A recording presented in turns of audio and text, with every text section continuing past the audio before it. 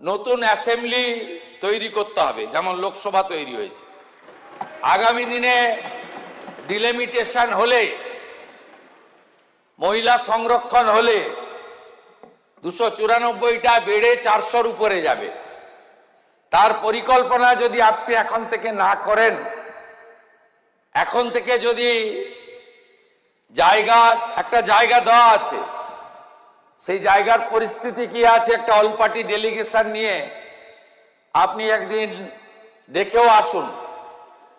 এবং পিডব্লিউডি বা যে সমস্ত সংস্থা আছে কনস্ট্রাকশনের, প্রাথমিক একটা চিন্তা ভাবনা এখন থেকে করুন। এই বিল্ডিং হেরিটেজ, একে আমরা কি করে ব্যবহার করব সেটা তো নিশ্চয়ই ভবিষ্যৎ বলবে, কিন্তু আমাদের যদি ডিলিমিটেশন এবং মহিলা সংরক্ষণ হয়ে যায়, 400-র উপর সদস্য হলে এখানে বসার কোনো সুযোগ নেই। আমি কোভিডের সময় মেম্বার ছিলাম, কোভিডের সময় সোশ্যাল ডিস্টেন্সিং ছিল, একেবারে ওই পর্যন্ত এমএলএদের বসাতে হতো, একবারে লাস্ট গ্যালারির মাথা পর্যন্ত। পুরনো এমএলএদের কারো কারো মনে আছে নিশ্চয়ই, 19 সালে, অনেক দূরে দূরে। অতএব এইসব ফিউচার প্ল্যানিংও আপনাকে করতে হবে। অর্থমন্ত্রীকে সাক্ষী রেখে বলছি, অর্থ কোনো সমস্যা হবে না। ভালো থাকবেন, সবাইকে ধন্যবাদ। যারা ক্যামেরা নিয়ন্ত্রণ করেন, ভদ্র আচরণ যারা করেন, তাদের দিকেই ক্যামেরাটা রাখবেন। অভদ্র আচরণ যে করেন, তাদের দিকে ক্যামেরাটা বেশি রাখবেন না, মানুষ এগুলো পছন্দ করে না। সবাই ভালো থাকবেন। মাননীয় চিফ মিনিস্টার আমাকে বললেন কিছুক্ষণ আগে জমির কথা। আমাদের জমির ফাইল অলরেডি আমরা মুভ করে শুরু করেছি। যে জমিটা আমাদের আগে দেওয়া ছিল, তাতে জমিটার কথা কিছু নেই, কোথায় আছে না আছে, কোন ফাইল আছে, কোথাও পাওয়া যাচ্ছে না। কিন্তু আমরা 40 একর জমি একটা আইডেন্টিফাই করার চেষ্টা করা হচ্ছে, এবং ওইটার জন্য আমাদের আধিকারিকরা ওখানে গিয়ে কথাবার্তা বলেছেন নিউ টাউন অথরিটির সাথে, যাতে কিনা এত ছোট এবং এইভাবে আমাদের মাননীয় সদস্যদের যে হোস্টেল, আমি একদিন গিয়েছিলাম, তারপরে যেতে আমার খুব খারাপ লাগছে, যে আমার মনে হচ্ছে যে এখানে একজন বিধায়ক থাকতে পারে না, থাকা উচিতও না, এত ছোট জায়গা। দর্শক, নতুন খবরই বলবো। ভালো একটা নতুন কিছু একটা ভাবনা, বড় করে একটা ভাবনা, সেটা হচ্ছে নতুন বিধানসভা বিল্ডিং, যেমন ওই পার্লামেন্টে হয়েছে। আবার আমি জানি না এখানে মানে এই যে উদ্যোগ, এটাকে নিয়ে আবার রাজনীতি করার চেষ্টা হবে কিনা। যখন নতুন পার্লামেন্ট তৈরি হচ্ছিল দিল্লিতে, তো এখানে সেটাকে নিয়ে কত চর্চা হচ্ছিল। সেন্ট্রাল ভিস্তা, মানে ভালো জায়গায় মানে বসবেন মোদিজি, অমক তমক, যেন মোদিজিই বসবেন পার্লামেন্টে, ওনারা যেন বসবেন না বা বসছেন না। এখন সবার আগে গিয়ে তো বসে পড়ছেন। দেশের জনসংখ্যা বেড়েছে, আসন সংখ্যা বৃদ্ধি করতে হবে, তাছাড়া পুরনো বিল্ডিংয়ের অনেক সমস্যা আছে, নতুন কিছু ভাবতে হবে। একটা জিনিস তৈরি হচ্ছে মানে তো মোদির জামানা হয়ে যাবে, সেটা বন্ধ হয়ে যাবে বা সেটার কোনো ব্যবহার হবে না, সেটা তো না। এটা দেশের সম্পদ। পার্লামেন্ট নতুন করে তৈরি হয়েছে একটা বিরাট ভাবনা থেকে। এখন কত বছর চলে দেখবেন। ফলে দেশকে নিয়ে যারা স্থায়ী ভাবনা চিন্তা করেন না, তারা এইসব করেন। আর যারা সস্তার পলিটিক্স করেন, যে কোনো রকমের চালিয়ে দিই, তাপ্পি মেরে ত্রিপল টাঙিয়ে চালিয়ে দিই, ও তারপরে বাকি লোকেরা পরে বুঝবে, আমরা ওটা চালিয়ে দিয়ে লুটে পুটে নিই। যারা এই রকম মানসিকতার, তারা কখনো স্থায়ী সমাধানের কথা ভাববেন না। তাই যখন কেউ কোনো পক্ষ স্থায়ী সমাধান করার চেষ্টা করবে, সেখানে ওই রকম খুঁত বার করে সেটাকে নিয়ে পলিটিক্স করবে। তো আমি সেটাই ভাবছি, আজকে যে মুখ্যমন্ত্রী বললেন যে নতুন করে এখানে গড়তে হবে, আলাদা জায়গা ঠিক করতে হবে। আবার স্পিকার তো বলেই দিলেন নিউ টাউনে 40 একর জায়গা, যেখানে সব কিছু থাকবে আর কি। তো এটাকে নিয়ে আবার টিএমসি বা অন্য লোকেরা না আবার পলিটিক্স করতে শুরু করে দেন। হ্যাঁ, ওখানে থাকার জায়গা নেই, আমরা ছিলাম, ওইভাবেই তো চালিয়েছেন, ওই রকমই চালিয়েছেন।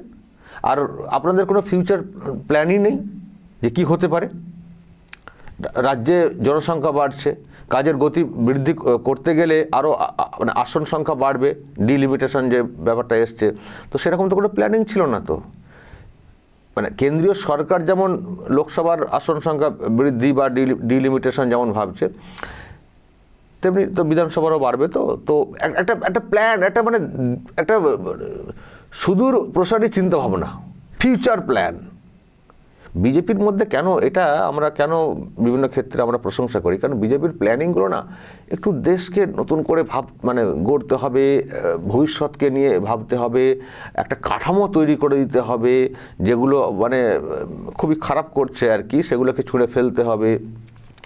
দেশ স্বাধীন হওয়ার পরে একরকমভাবে চলছিল, তখন দেশ স্বাধীন হয়েছে, আলাদা একটা আবেগ, তখন সততার জায়গাটা অনেক বেশি ছিল, কিন্তু মাঝখানে প্রচুর করাপশন ঢুকে গেছে, যাচ্ছেতা হয়ে গেছে, যে যার মতো করে আইন বানিয়ে ফেলেছেন, সংশোধনী নিয়ে চলে এসছেন, তারপর লুটপাট করেছেন, কে কারোর দিকে দেখতেন না, যা ইচ্ছে তাই হয়েছে মাঝখানটা যা ইচ্ছে তাই হয়েছে।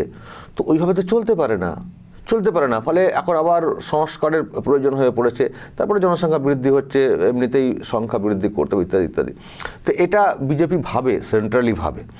তো এখন সেন্ট্রালি ভাবলে তো শুধু থাকছে না, এটা রাজ্য ভিত্তিকও আসন সংখ্যা বৃদ্ধি হবে।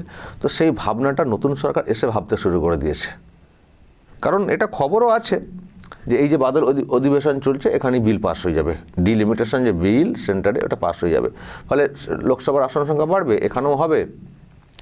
ফলে আমাদেরকেও তৈরি হতে হবে। তো সেই জন্যে আজকে বিধানসভাতে গুরুত্ব দিয়ে কথাটা বলেছেন মুখ্যমন্ত্রী, এবং সঙ্গে সঙ্গে স্পিকারও সঙ্গে বলে খানিকটা পরেই উনি বলে দিয়েছেন যে হ্যাঁ, এরকম একটা প্ল্যানিং আমরাও করছি। আর মুখ্যমন্ত্রী বললেন টাকা পয়সার কোনো অভাব হবে না, জায়গা চিহ্নিত করা হোক, অল পার্টি লোকজন সব নিয়ে যাওয়া হোক, সব যে যার মতামত দেবেন আর কি, সবাইকে নিয়ে কাজটা উনি করতে চাইছেন, কারণ বিধানসভাটা সবার জন্য। তো সেখানে এটা করা হোক, টাকা পয়সার কোনো সমস্যা হবে না, যা বুঝছি কাজটা খুব দ্রুত শুরু করে দেবেন। আর ডিলিমিটেশন বিল সেন্টারে পাস হয়ে গেলে এমনিতেই খুব দ্রুত করতেও হবে। এবং আরও একটা আভাস পেলেন, এখন যে আসন সংখ্যা 294, সেটা 400+ হয়ে যাবে, 400+ এমএলএ কেন্দ্র। ফলে আরও এরিয়া ছোট হবে এক একটা বিধানসভা কেন্দ্রের, এবং এমএলএর সংখ্যা বাড়বে। তো তাদেরকে তো বসতে দিতে হবে। তো এখন এই যে বিল্ডিংটা আছে, এটা খুব ঐতিহ্যের একটা বিল্ডিং, এটাকে কীভাবে ব্যবহার করা যাবে সেটা আমরা পরে ভাববো, সেটাও বললেন মুখ্যমন্ত্রী। কিন্তু বসার জন্য একটা ঠিকঠাক একটা স্বাচ্ছন্দ্যে বসার জন্য একটা জায়গা বড় করতে হবে। তো তারপরে এমএলএ হোস্টেল আছে, সেই হোস্টেলেরও এমএলএ হোস্টেল তো এমনি স্কুল কলেজের হোস্টেলের থেকেও খারাপ অবস্থা। স্কুল কলেজে যেমন ওই শেয়ার করে থাকে তবুও একই জায়গায়, তো এমএলএ হোস্টেল একটা তো শুধু এমএলএ থাকলে হয় না, তো অনেক কিছু কাজকর্ম, কাগজপত্র, ব্যাপার স্যাপার থাকে। তো তাদের জন্য একটু জায়গা পরিসর বড় লাগবে। আগে ছিল অল্প সংখ্যা ছিল, সব কিছু ঠিক আছে। ফিউচার প্ল্যান, আমি বলছি সব কিছুর মধ্যে প্ল্যানিং করতে হয়, যেটা আগের সরকার করতো না, তো এই সরকার করছে, এটা ভাবছে, বলেছে 400+ এরকম হতে পারে আসন সংখ্যা বৃদ্ধি হলে। সুতরাং আমাদেরকে তৈরি হতে হবে। আবার বলছি, এই তৈরিটা শুধু এই বিজেপি সরকারের জন্য তা না, এটা পুরো পরের জেনারেশন আসবে, তারা দেশ চালাবে, রাজ্য চালাবে, তারা তাদের জন্য কাজের হবে। গড়ে দিতে হবে, স্থায়ী সমাধান, যে এটা আমার রাজ্যের জন্য দীর্ঘস্থায়ী একটা সমাধান। এই যে প্ল্যানিংটা নতুন সরকারে এসেই ভালো উদ্যোগ। আগের সরকার শুধু তাপ্পি মেরে চলে গেছে, কিছুই করেনি, পরিকাঠামো কিছুই করেনি। কি করেছে বলুন তো? একটা বড় কিছু কি করেছে, ভালো কিছু কি করেছে? শুধু দেখনদারি, এই করেছে সে করেছে, কিন্তু ভিতরে সব ফাঁপা, আর কিছু জায়গায় নীল সাদা রং করে দেওয়া হয়েছে, কিছু করেনি। তো ফলে এটা একটা নতুন খবর এসছে, এটা ভালো যে নতুন করে ভাবনা। আসন সংখ্যাও এটাও নতুন খবর পেলেন, 400+ আসন হবে, এবং তখন আবার ভোট হলে তার ম্যাজিক ফিগার হাফ হবে। আর ডিলিমিটেশন হলে সব জায়গাতেই বিজেপির একটা পলিটিক্যাল ফায়দা আছে, এটা আমরা কোথাও বুঝছি। কারণ আমাদের বাংলাতেই বলছি, আমাদের বাংলায় অনেক আসন যেগুলো মুসলিম ভোট ফ্যাক্টর ছিল, অনেক আসন মুসলিম ভোট ফ্যাক্টর। সেই জন্য অনেক পলিটিক্যাল এক্সপার্ট বলতেন যে এখানে কী করে পরিবর্তন আসবে, এতগুলো আসনে মুসলিম ভোট ফ্যাক্টর, 72, 82 বা একটা সংখ্যা বলতো না মুসলিম ভোট ফ্যাক্টর। 400+ আসন হয়ে গেলে আর এই মুসলিম ভোট ফ্যাক্টরটাও ফ্যাক্টর হবে না সরকার গঠনে ফ্যাক্টর হবে না। সেই আসনগুলোই হয়তো কে জিতবে, মুসলিম কেউ ক্যান্ডিডেট বা কেউ, কিন্তু সরকার গঠনের মুসলিম ভোট ফ্যাক্টর, একটা কমিউনিটি ফ্যাক্টর, সংখ্যালঘু হয়ে গেলেও কিংমেকারের জায়গাটা, সেটা আর হবে না আর কি, সেটা হবে না। বিজেপি যে সেন্টিমেন্ট নিয়ে পলিটিক্স করে, তাদের রাস্তাটাও সহজ হবে। তো যাই হোক, সেই জন্যই হয়তো বিলগুলো পাস করানোর এতটা তাগিদ নিশ্চয়ই বুঝছেন, এবং সেই বিল পাস করানোর জন্যেই যেগুলো আপনাদের নীতির সঙ্গে মিলছে না, যে বিজেপি এই তৃণমূলের লোকেরা তারা এদিক সেদিক করছেন কেন, তাদেরকে কেন অক্সিজেন দেওয়া হচ্ছে মনে হচ্ছে, এই জন্যই মনে হচ্ছে, কারণ ওই বিলগুলো পাস করাতে হবে। বিলগুলো পাস করালে বিজেপিরও ফায়দা আছে, আর এমনি ওভারঅল উন্নয়নের ন্যাশনাল ইন্টারেস্ট যেটাকে বলা হচ্ছে সেটাও আছে। মহিলা আসন সংরক্ষণ, তারপরে ছোট কেন্দ্র হলে কাজের গতি বাড়বে। তারপরে আর একটা বড় বিল আছে, ওয়ান নেশন ওয়ান ইলেকশন, কত খরচ বাঁচবে বারবার ভোট, আর এই বছর ভোট পলিটিক্সের নোংরা পলিটিক্স সেটাও করতে পারবে না। ভালো উদ্যোগ। পলিটিক্যাল অঙ্ক তো সবাই কষবে না, যে তৃণমূল পলিটিক্যাল অঙ্ক কষেনি, হেরে গিয়েও পলিটিক্যাল অঙ্ক কষছে, এখনও ভাবছে ক্ষমতায় চলে আসবো। তো যারা শাসন ক্ষমতায় আছে তাদের সব কিছুর মধ্যে মানুষের কাছে একটা ইম্প্যাক্ট ফেলা, তো অঙ্ক তো থাকবেই, ওটা পলিটিক্যাল পার্ট, ওটা নিয়ে ভেবে লাভ নেই। কিন্তু আসন সংখ্যা বৃদ্ধি হলে, এই হলে সেই হলে, ওয়ান নেশন ওয়ান ইলেকশন এইসব বিল টিল পাস হয়ে গেলে আখেরে মানুষের লাভই হবে। কিন্তু দর্শক, আজকে আরও একটা সৌজন্যের নজিরই বলবো। আমি দেখলাম এরকম হলে ভালো একটা পরিবেশ যদি বিধানসভায় থাকে, সেটা খুব ভালো। আজকে দেখলাম নওশাদ সিদ্দিকীর সঙ্গে একটু কথা হলো, মানে উপস্থিতি ব্যাপারটা নিয়ে উনি একটা জাস্ট বললেন যে এখন তো লাইভ টেলিকাস্ট হচ্ছে, এখন মানুষ সব দেখতে পাচ্ছেন, নিজের এলাকার এমএলএকে না দেখতে পেলে মানুষ কিন্তু বলবেন কি গো, অন্যদেরকে দেখতে পাচ্ছি, আপনাকে কেন দেখতে পাচ্ছি না। ফলে লাইভ টেলিকাস্ট হয়ে মানে মানুষের ক্ষেত্রে সুবিধা হয়েছে দেখার, আর এমএলএদের অনেকের সমস্যা হয়ে যাচ্ছে। ভাবছেন যে মানে যারা আসছিলেন না, এবার তো মানুষ তো প্রশ্ন করবেন না যে আপনি এখানে বসে আছেন, ওখানে যাচ্ছেন না, ওখানে অন্যদেরকে দেখছি। তো এই কথা বলতে গিয়ে নওশাদ সিদ্দিকীর প্রসঙ্গ টেনে প্রশংসা করেছেন যে নাম্বার কিন্তু নওশাদ সিদ্দিকী বেশি পাবেন, কারণ ওনার উপস্থিতির হার কিন্তু চোখে পড়ছে, রোজই থাকছেন প্রায়। তো সেই সঙ্গে পরিবেশের ব্যাপারে উনি একটা কথা বলেছেন যে এখন কি আপনার অসুবিধা হচ্ছে আপনার এলাকায় কাজ করতে, মানে আগের কথা মনে করেন, আগে তো যখন যেতেন আপনাকে তো তাড়ানো, আক্রমণ করা এসব হতো, এইসব কি এখন হচ্ছে? আর কাজে কি কোনো ব্যাঘাত হচ্ছে? কাজও ব্যাঘাত ঘটবে না, আপনার টাকাটাও ঠিকমতো করে কাজ হবে। দেখুন কি বলেছেন। একটাতে তো আপনারা অনেকেই বিপদে পড়েছেন, লাইভ হচ্ছে, অনেকেই এলাকার লোক ধরছে যে প্রত্যেক দিন অমুককে দেখা যাচ্ছে আর আপনাকে একদিনও দেখা যাচ্ছে না কেন। এক্ষেত্রে নওশাদ সিদ্দিকী একটু বেশি নাম্বার পেয়ে যাচ্ছে।